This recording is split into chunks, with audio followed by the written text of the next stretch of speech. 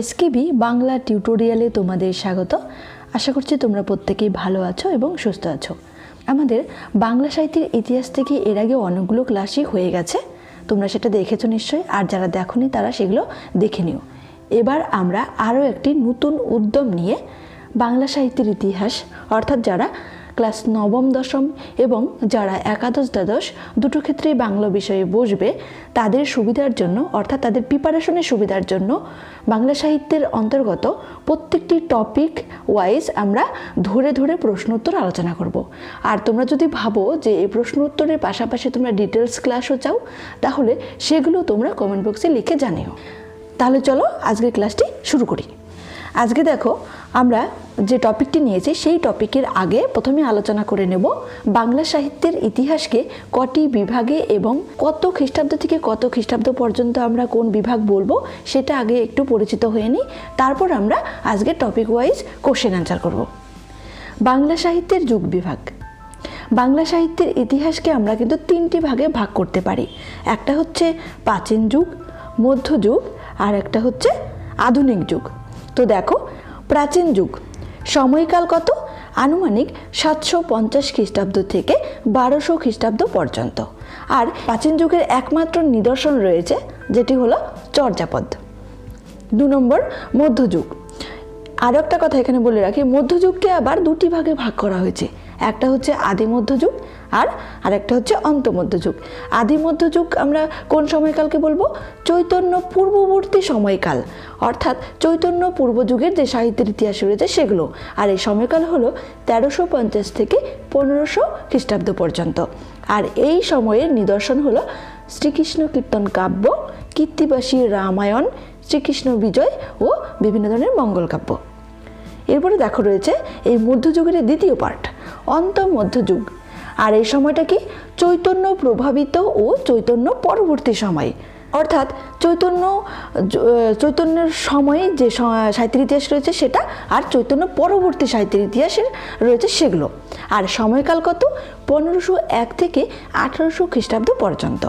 আর এই অন্ত মধ্যযুগের নিদর্শন হলো জীবনী সাহিত্য, বিভিন্ন যে আমাদের পদকর্তা রয়েছে যেরকম চণ্ডীদাস, জ্ঞানদাস, বিদ্যাপতি, এগুলো পদকর্তাদের জীবনী সাহিত্য এবং পদাবলী সাহিত্য, মঙ্গল কাব্য ও অনুবাদ সাহিত্য। এবার দেখো রয়েছে 3 নম্বর আধুনিক যুগ। আর এই সময়কাল কি? 1801 খ্রিস্টাব্দ থেকে বর্তমান সময়কাল পর্যন্ত। আর এই আধুনিক যুগের নিদর্শনগুলো কি কি? বিভিন্ন ধরনের কাব্য, প্রবন্ধ, নাটক ও কথা সাহিত্য। কথা সাহিত্য বলতে যেগুলো আমরা বলি আর কি উপন্যাস। এবার দেখো আজকের যে টপিক সেটা হচ্ছে প্রাচীন যুগের একমাত্র নিদর্শন, যেটা চর্যাপদ। চর্যাপদ থেকে আমরা কিছু কোশ্চেন আনসার করব, যাতে তোমাদের বাংলা বিষয়ে সাহিত্যের ইতিহাস থেকে প্রিপারেশন নিতে খুবই সুবিধা হয়, আর এখান থেকে যেন তোমরা অবশ্যই কমন পাও সেই ধরনের প্রশ্ন উত্তর এখানে রাখা হয়েছে। 1 নম্বর প্রশ্ন, বাংলা সাহিত্যের আদি নিদর্শনের নাম কি? একটা যারা বাংলা বিষয়ে প্রিপারেশন নিচ্ছে তাদের জন্য এই কোশ্চেনটি গুরুত্বপূর্ণ। এমনকি দেখবে এই কোশ্চেনটি কিন্তু বিভিন্ন ধরনের টেট এক্সামেও বাংলা বিষয় থেকে এসে থাকে। উত্তর চর্যাপদ। 2 নম্বর প্রশ্ন, চর্যাপদের পুঁথি কে আবিষ্কার করেন? উত্তর হরপ্রসাদ শাস্ত্রী। 3 নম্বর প্রশ্ন, হরপ্রসাদ শাস্ত্রী প্রথম নেপালে গিয়েছিলেন কত খ্রিস্টাব্দে? উত্তর 1897 খ্রিস্টাব্দে। 4 নম্বর প্রশ্ন, হরপ্রসাদ শাস্ত্রী মোট কতবার নেপালে যান? উত্তর 3 বার। 5 নম্বর প্রশ্ন, হরপ্রসাদ শাস্ত্রী কত খ্রিস্টাব্দে চর্যাপদের পুঁথি আবিষ্কার করেন? উত্তর 1907 খ্রিস্টাব্দে। 6 নম্বর প্রশ্ন, হরপ্রসাদ শাস্ত্রী কোথায় থেকে চর্যার পুঁথি আবিষ্কার করেন? উত্তর নেপালের রাজদরবার থেকে। 7 নম্বর প্রশ্ন, চর্যাপদ কত খ্রিস্টাব্দে কোথায় থেকে প্রকাশ হয়? উত্তর 1916 খ্রিস্টাব্দে বঙ্গীয় সাহিত্য পরিষদ থেকে প্রকাশিত হয়। 8 নম্বর প্রশ্ন, চর্যাপদের পুঁথি কি নামে প্রকাশিত হয়? উত্তর 1000 বছরের পুরানো বাংলা ভাষায় বৌদ্ধ গান ও দোহা নামে প্রকাশিত হয়। এখানে যেসব প্রশ্নগুলি রাখা হয়েছে সবগুলো প্রশ্নই কিন্তু খুবই গুরুত্বপূর্ণ। 9 নম্বর প্রশ্ন, চর্যাপদের পুঁথি আবিষ্কারের সময় আর কোন কোন নিদর্শন পাওয়া যায়? উত্তর সরহ ও কৃষ্ণপাদের দোহা ও ডাকর্ণব। 10 নম্বর প্রশ্ন, সুনীতি কুমার চট্টোপাধ্যায় ও সুকুমার সেনের মতে চর্যাপদের সময়কাল কত? উত্তর দশম থেকে দ্বাদশ শতাব্দী পর্যন্ত। 11 নম্বর প্রশ্ন, ডক্টর প্রবোধচন্দ্র বাগচি চর্যাপদের কি নামকরণ করেছেন? উত্তর চর্যাচর্য বিনিশ্চয়। 12 নম্বর প্রশ্ন, চর্যাগীতি পদাবলী চর্যাপদের এই নামকরণ কে করেন? উত্তর সুকুমার সেন। 13 নম্বর প্রশ্ন, আশ্চর্য চর্যাচয় এই নামকরণটি চর্যাপদের কে করেন? উত্তর বিধুশেখর শাস্ত্রী। 14 নম্বর প্রশ্ন, মুনিদত্তের মতে চর্যাপদের টিকার নাম কি? উত্তর চর্যাগীতি কোশবৃত্তি। 15 নম্বর প্রশ্ন, চর্যাপদের মোট কতজন পদকর্তার নাম পাওয়া যায়? উত্তর 22 জন। এখানে ক্ষেত্রে আরেকটি প্রশ্ন তোমাদের বা উত্তর মনে রাখতে হবে, যেখানে আমরা 24 জন পদকর্তার উল্লেখ আমরা পাই, কিন্তু সেটা শুধুমাত্র সংখ্যা হিসাবে 24 জনের কথা বলা রয়েছে, কিন্তু 22 জন পদকর্তার নাম আমরা পেয়েছি। 16 নম্বর প্রশ্ন, চর্যার মোট পদের সংখ্যা কত?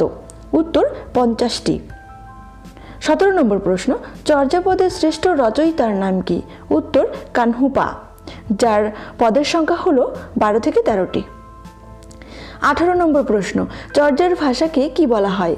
উত্তর সন্ধ্যা ভাষা বলা হয়। 19 নম্বর প্রশ্ন, সন্ধ্যা ভাষা চর্যার এই নামকরণটি কে দিয়েছেন? উত্তর হরপ্রসাদ শাস্ত্রী। 20 নম্বর প্রশ্ন, ভাষাবিদ ম্যাক্স মুলারের মতে সন্ধ্যা এর অর্থ কি? উত্তর প্রচ্ছন্ন বক্তব্য। 21 নম্বর প্রশ্ন, চর্যায় ব্যবহৃত ছন্দের মাত্রা সংখ্যা কত? উত্তর 16 মাত্রার, আর সেই ছন্দের নাম হলো পাদাকুলক ছন্দ। এখানে কিন্তু দুটো প্রশ্ন এখান থেকে আসতে পারে। 22 নম্বর প্রশ্ন, চর্যাপদের ফটোকপি কে করেন? উত্তর নীলরতন সেন, আর এটি কত খ্রিস্টাব্দে করেন? 1978 খ্রিস্টাব্দে। 23 নম্বর প্রশ্ন, চর্যার ভাষাকে প্রাচীন বাংলা কে বলেছেন এবং কোন গ্রন্থে বলেছেন? উত্তর যে কবি বলেছেন চর্যার ভাষা হলো প্রাচীন বাংলা, আর এটা কোন গ্রন্থে বলেছেন? শান্তাকুমার ক্যারিতম গ্রন্থে। 24 নম্বর প্রশ্ন, নবচর্যাপদ কে কত খ্রিস্টাব্দে আবিষ্কার করেন? উত্তর ডক্টর শশীভূষণ দাশগুপ্ত 1963 খ্রিস্টাব্দে আবিষ্কার করেন। 25 নম্বর প্রশ্ন, চর্যার কোন পদকর্তাকে আদি সিদ্ধাচার্য বলা হয়? উত্তর লুই পাকে। 26 নম্বর প্রশ্ন, চর্যাকারদের ব্যবহৃত সর্বাধিক জনপ্রিয় রাগের নাম কি? উত্তর পটমঞ্জুরি। 27 নম্বর প্রশ্ন, চর্যার হিন্দি অনুবাদের নাম কি? উত্তর দোহা কোষ। 28 নম্বর প্রশ্ন, চাচা গান কোনগুলিকে আমরা বলবো? উত্তর নবচর্যাপদ। 29 নম্বর প্রশ্ন, ডক্টর শশীভূষণ দাশগুপ্ত এর সংগৃহীত চাচা গানে মোট গানের সংখ্যা কয়টি বা কটে ছিল? উত্তর 250টি। 30 নম্বর প্রশ্ন, আজকের এই প্রশ্নটি শেষ। চাচা গানের সন্ধান প্রথম কে পেয়েছিলেন? উত্তর আর্নল্ড বাকে। আজকের ক্লাসটি এই পর্যন্তই। ভালো লাগলে একটি লাইক করো আর বন্ধুদেরকে শেয়ার করতে ভুলো না। আর তোমরা কী ধরনের ক্লাস পেতে চাও তা তোমরা কমেন্ট বক্সে লিখে জানিও। সুস্থ থেকো, ভালো থেকো, ধন্যবাদ।